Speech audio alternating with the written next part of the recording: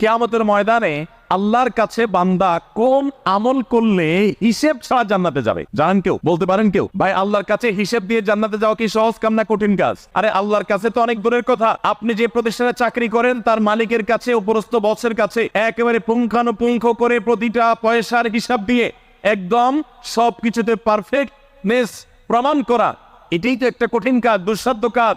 সেখানে সারা জীবনের হিসাব আল্লাহর কাছে দিয়ে পাই পাই করে তারপর আপনি জান্নাতে যাবেন, বিষয়টা এত সহজ না। তাহলে হিসেব ছাড়া আল্লাহ তাআলা এমনিতেই বলবেন হিসাব টিসাব নাই, তোমাকে এমনি জান্নাতে দিলাম, এটা চান আপনারা? দেখুন কোরআনে কারীম আল্লাহ তাআলা বলছেন, ইন্নামা ইউওয়াফাস সাবিরুনা আজরাহুম বিগাইরি হিসাব। আল্লাহ বিনিময় দেওয়ার ক্ষেত্রে, সওয়াব দেওয়ার ক্ষেত্রে দুনিয়াতে যারা সবরকারী হবে, যারা ধৈর্যশীল হবে, যারা সহিষ্ণু হবে, যারা নিজেকে নিয়ন্ত্রণ করতে পারবে, এই সবরকারীদেরকে আল্লাহ তাআলা হিসেব ছাড়া দিবেন।